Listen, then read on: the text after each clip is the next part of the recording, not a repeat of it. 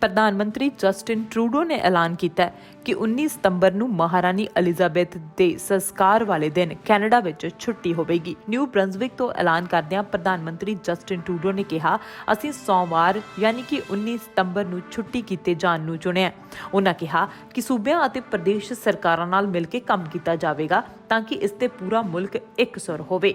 ਉਹਨਾਂ ਦੱਸਿਆ ਕਿ ਅਜੇ ਕੁਝ ਹੋਰ ਵੇਰਵਿਆਂ ਦੇ ਬਾਰੇ ਕੰਮ ਬਾਕੀ ਹੈ, ਪਰ ਸੋਮਵਾਰ ਨੂੰ ਕੈਨੇਡੀਅਨਜ਼ ਲਈ ਸੋਗ ਮਨਾਉਣ ਲਈ ਛੁੱਟੀ ਦਾ ਐਲਾਨ ਕਰਨਾ ਮਹੱਤਵਪੂਰਨ ਹੋਵੇਗਾ। ਜਦੋਂ ਤੱਕ ਸੂਬੇ ਵੀ ਸ਼ਾਮਿਲ ਨਹੀਂ ਹੁੰਦੇ, ਉਦੋਂ ਤੱਕ ਜੇ ਸਰਕਾਰੀ ਛੁੱਟੀ ਹੁੰਦੀ ਹੈ ਤਾਂ ਇਹ ਕਰੀਬ 85 ਤੋਂ 90% ਕੈਨੇਡੀਅਨ ਵਰਕਰਸ ਤੇ ਹੀ ਲਾਗੂ ਹੋਵੇਗੀ।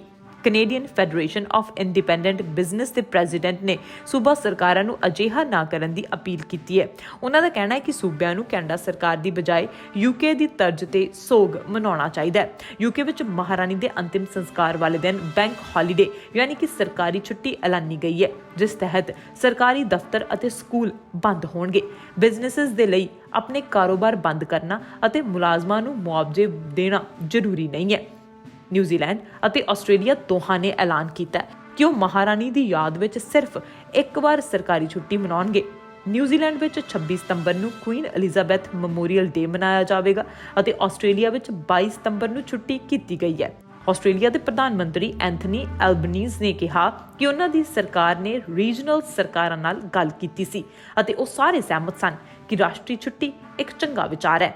ਅਜੇ ਤੱਕ ਕੈਨੇਡਾ ਨੇ ਇਹ ਐਲਾਨ ਕੀਤਾ ਸੀ ਕਿ ਮਹਾਰਾਣੀ ਨੂੰ ਸ਼ਰਧਾਂਜਲੀ ਦੇਣ ਲਈ 15 ਸਤੰਬਰ ਨੂੰ ਇੱਕ ਦਿਨ ਦੇ ਲਈ ਪਾਰਲੀਮੈਂਟ ਦਾ ਵਿਸ਼ੇਸ਼ ਸੈਸ਼ਨ ਸੱਦਿਆ ਜਾਵੇਗਾ ਅਤੇ 19 ਸਤੰਬਰ ਨੂੰ ਪਾਰਲੀਮੈਂਟ ਦੀ ਨਿਰਧਾਰਿਤ ਕਾਰਵਾਈ ਇੱਕ ਦਿਨ ਬਾਅਦ ਯਾਨੀ 20 ਸਤੰਬਰ ਤੋਂ ਸ਼ੁਰੂ ਹੋਵੇਗੀ।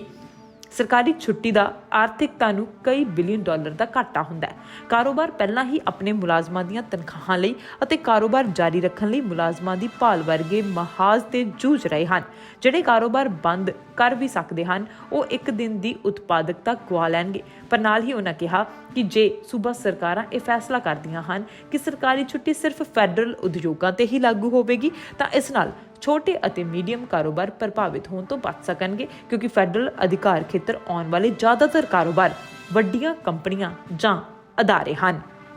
ਉਧਰ ਬੈਂਕ ਆਫ ਕੈਨੇਡਾ ਦੇ ਚੀਫ ਇਕਨੋਮਿਸਟ ਨੇ ਕਿਹਾ ਕਿ ਇੱਕ ਵਾਧੂ ਸਰਕਾਰੀ ਛੁੱਟੀ ਕਰਕੇ ਮੁਲਕ ਦੇ ਅਰਥਚਾਰੇ ਨੂੰ 2 ਬਿਲੀਅਨ ਤੋਂ 4 ਬਿਲੀਅਨ ਡਾਲਰ ਦਾ ਘਾਟਾ ਹੋ ਸਕਦਾ ਹੈ, ਜੋ ਕਿ ਸਾਲਾਨਾ GDP ਦਾ 0.1 ਤੋਂ 0.2% ਬਣਦਾ। ਉਹਨਾਂ ਇਹ ਵੀ ਕਿਹਾ ਕਿ ਇਹ ਇੱਕ ਅਨੁਮਾਨ ਹੈ। ਉਹਨਾਂ ਕਿਹਾ ਜ਼ਰੂਰੀ ਨਹੀਂ ਹੈ ਕਿ ਸਾਰੀਆਂ ਆਰਥਿਕ ਗਤੀਵਿਧੀਆਂ ਰੁਕ ਜਾਂਦੀਆਂ ਹਨ, ਕਿਉਂਕਿ ਕੁਝ ਕਿਸੇ ਦਿਨ ਬਾਅਦ ਤਰੀਕ ਜਾਂ ਫਿਰ ਵੀਕਐਂਡ ਤੇ ਪੂਰੀਆਂ ਕੀਤੀਆਂ ਜਾ ਸਕਦੀਆਂ ਹਨ।